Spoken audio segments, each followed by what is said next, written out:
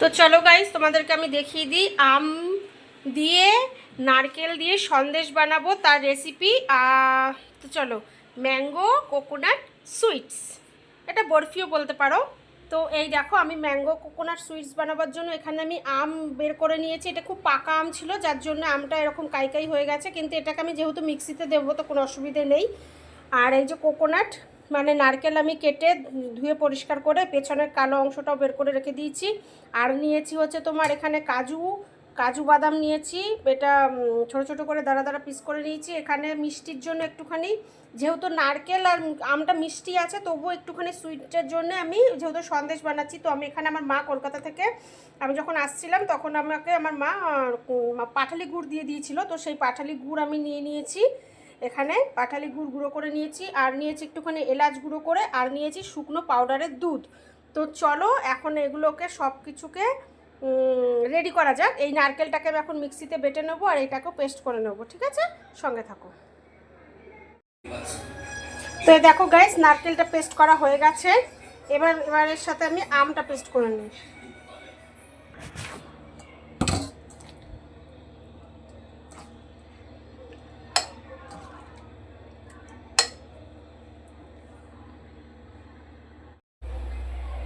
এ দেখো guys, আমটাও paste করা হয়ে গেছে, নারকেল পেস্ট করা হয়ে গেছে। এবার আমি গ্যাসে কড়াই বসিয়ে দিয়েছি।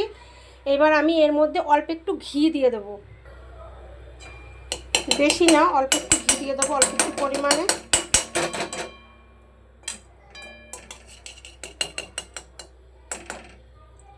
ব্যাস, এইবার দিয়ে দেবো নারকেলগুলো, বেটে রাখা নারকেলটা দিয়ে একটু নাড়াচাড়া করবো। নারকেলটা একটা গোটা নারকেল দিয়েছি, কিন্তু একটু কম কম হয়ে গেছে নারকেলটা।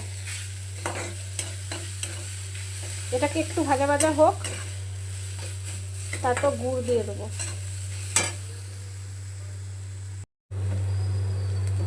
এর মধ্যেই আমি দিয়ে দিচ্ছি গুড়, যেটুকু রেখেছিলাম। পুরোটা লাগবে না হয়তো, গুড়টা পরিমাণ মতো, কোনো মাপঝোপ নেই, নিজের আইডিয়াতে। গুড়টা এখন দিয়ে দিলাম, যাতে গুড়টা তো পেস্ট করিনি, সুন্দরভাবে মানে গলে যাবে আর কি। দুটো একসাথে গুড় আর নারকেলটা সুন্দরভাবে মেশে গেছে। এবার আমি দিয়ে দেবো এর মধ্যে পেস্ট করে রাখা আমটা।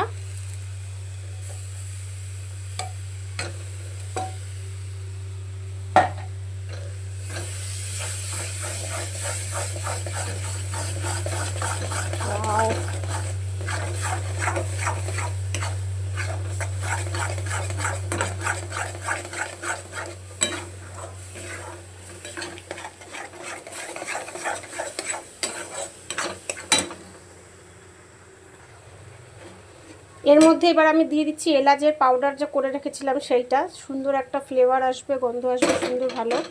ওই জন্যে যাদের এলাচের গন্ধ ভালো লাগে না তারা দেবে না, অপশনাল। আমার তো ভালোই লাগবে, আপনারা এর মধ্যে কিশমিশও দিতে পারেন। ঠিক আছে, এবার এর মধ্যে আমি দিয়ে দেবো এই যে গুঁড়ো পাউডারের দুধ রেখেছিলাম, সেটা দিয়ে দিলাম। দিয়ে এবার সুন্দর করে মিশিয়ে নেব।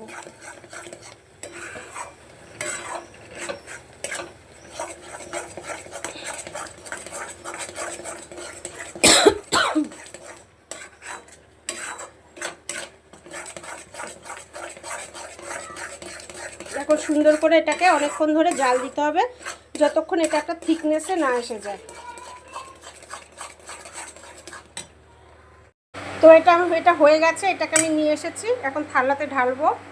চলটা সামনে দিয়ে ক্যামেরা করি। হ্যাঁ, থালাটাকে একটুখানি ঘি দিয়ে একটু একটু গার্নিশ করে নিচ্ছি, যে এই থালাটার মধ্যেই আর এই প্লেটের মধ্যেই আর কি আমি ওইটাকে ঢালবো সন্দেশটাকে।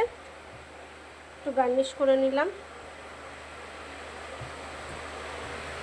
চলো দেখি এটার কি অবস্থা। এটা অলমোস্ট হয়ে এসেছে, আর একটু হবে। এই দেখো গাইস, কাজু দিয়ে গার্নিশ করে দিয়েছি। কাজুটা একটু বেশি হয়ে গেছে, তাই না? তো এটাকে আমি এখন ফ্রিজে রেখে দেবো। ফ্রিজ থেকে কিছুক্ষণ পর বের করব। এখন বাজে 5টা 5। দেখি কটার সময় বার করি, 7টার সময় বার করবো, ঠিক আছে, 2 ঘন্টা পর বের করে দেখবো। কিন্তু এখন তো গরম গরম, তো ফ্রিজে রাখতেও নেই। আরও 10 মিনিট বাইরে রাখি, ঠান্ডা হয়ে গেলে তারপর ফ্রিজে ঢোকাবো।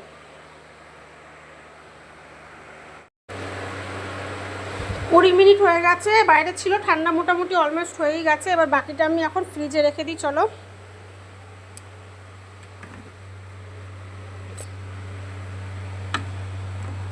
ফ্রিজে এখন 2 থেকে 3 ঘন্টা থাকুক, তারপরে আবার বের করে কাট করব। তো গাইস দেখো, আমার ফাইনালি সন্দেশটা রেডি হয়ে গেছে, কোকোনাট ম্যাঙ্গো সুইটস।